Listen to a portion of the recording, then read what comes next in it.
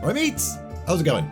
In today's video, episode 6 of Beyond the Dark Portal by Aaron Rosenberg and Christie Golden. A little bit of a brain trust chapter this one, but there's a few cameos involved. Let's go! Muradin Bronzebeard hurried through the corridors of the royal palace of Lordaeron, whilst muttering to himself about all the twists and turns and nooks and crannies and stuff, when all of a sudden, he heard someone talking to themselves in a nearby armoury. Hoi! Muradin peered round to see what that was all about, and started to grin, for the young prince, Arthas Menethil, who was all of about 12 years old at this point, was looking very serious and attacking a suit of armour with a wooden sword. Think you to pass here, Vilork? You are in Alliance lands. I will show you mercy this once. Begone, and never return. Now Muradin was pretty hungry, and also running quite late, but this was one of the funniest things he'd ever seen. What? You will not depart?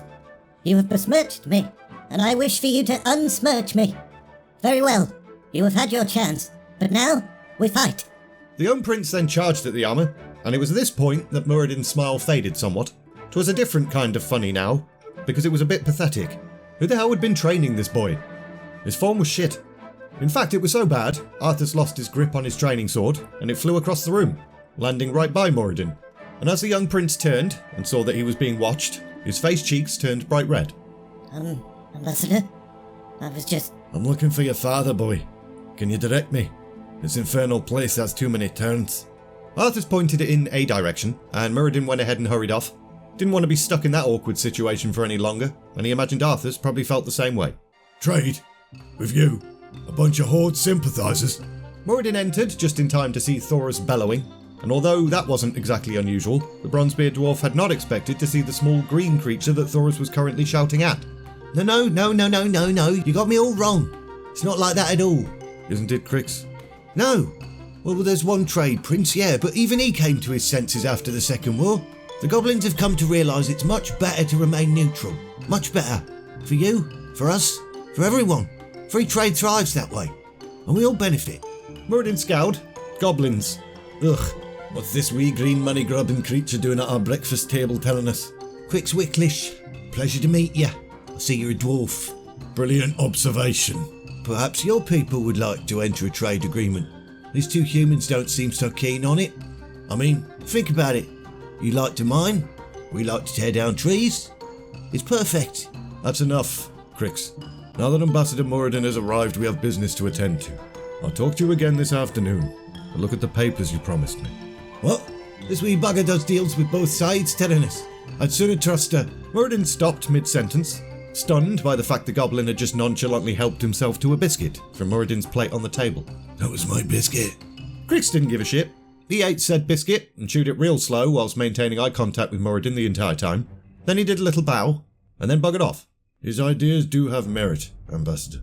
But now that you're here, I feel we must talk of less amusing things, such as the situation with King Terenas. The mere mention of the name caused Trollbane to slam his fist on the table.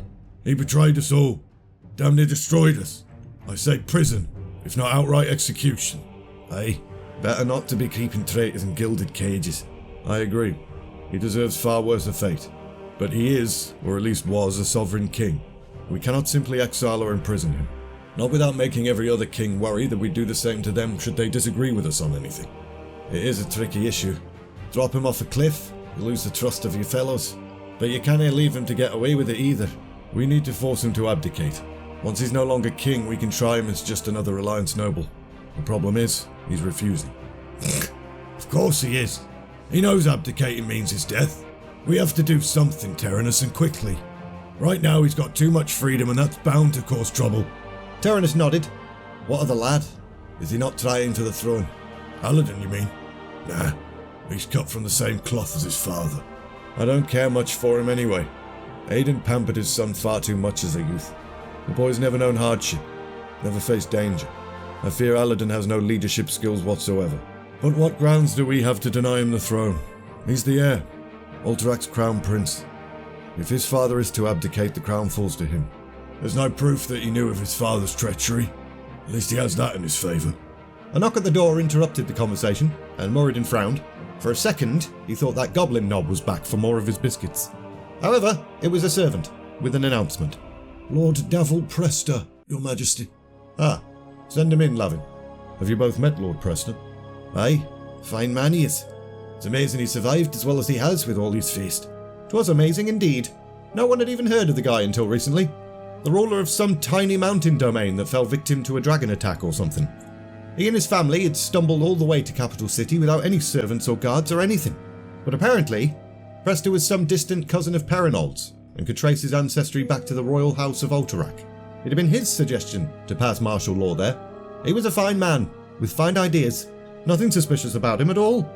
Lord Prestor then stepped into the room and executed a graceful and deep bow. Your Majesties, and noble ambassador, how good to see you all again. Sit. Join us. Would you care for some tea? Or perhaps a biscuit, Lord? I wouldn't wish to intrude. Not at all. In fact, your timing is excellent. We were just discussing the matter of Alterac. Ah yes, of course. No doubt you've heard about young Isidon. Prestor's question was met by a whole bunch of blank faces and raised eyebrows. One of Lord Perinold's nephews. Oh yeah, ran off to Gilneas, didn't he? Indeed he did. Rumours say he's hoping to rally support for his own bid to the throne. Greymane mentioned it, but he's not yet met with the boy. Strange, for Greymane to overlook something that could so easily work to his benefit. All he'd need to do is back Isidon for the throne, and Gilneas would gain a direct stake in Alterac's welfare, and no doubt favoured status throughout the kingdom. Aye, that would be a hard one to pass up. Terenas and Trollbane exchanged glances. Greymane was canny enough to have figured out that opportunity, and yet he claimed he'd not spoken to the boy. Was he lying? Was he being a sneaky bugger? What do you think should be done with Alterac, Lord Prestor? Why do you ask me, sire? Your perspective is useful. We value your opinion. You honour me. Thank you. I think you should claim it for your own, Your Majesty. You are the leader of the Alliance, after all. You took the brunt of the costs for the last war. Surely you're due a reward for all of your efforts. No, thank you. I have more than enough to handle here in Lordaeron. I've no desire to double my troubles by taking on a second kingdom. There was a tone to Terenas' voice that suggested that he probably had considered that option already. But he was right.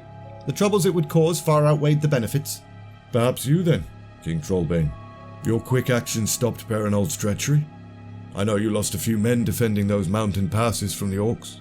Thoras frowned thoughtfully, but before he could answer, Terenas interjected. Neither Thoras nor I could claim Alterac. It's not simply a matter of one kingdom invading another. We're all part of the Alliance and must all work together. The Alliance as a whole defeated the Horde and won the war. That means any spoils, including Alterac, must fall to the Alliance as well. If any of us tried to annex Alterac, the others would feel slighted. And rightly so. Aye, it must be decided by all. My apologies. I did not mean to speak out of turn or offend you in any way. I can see I still have much to learn before I can hope to match your wisdom or diplomacy. No harm done, Lord Prestor. I asked for your opinion and you gave it. There are no bad ideas. The sooner we can present a good plan to the rest of the Alliance, the sooner we can move on from this matter. Well, I can only hope that my small contribution has been somewhat useful then. Now, if you'll excuse me, I'll leave you to your weighty deliberations. Prestor waited for Terenas' nod of permission, smiled, and then walked off. He may be naive, but Prestor has a point. Maybe Alterac should pay reparations. With what? They're blade dry. We added Alterac's treasuries to our own once we took control of the kingdom. Aye, with all the money going to repairs in the internment camps. They've nothing left for reparations. You're right. I just feel they should pay somehow. Alterac's betrayal cost so many lives. Perinold's betrayal, Thoras. We must remember that. Very few of Alterac's citizens even knew of their king's treachery. True enough. I've known many from Alterac over the years. Most are fine folk, not snakes like their king.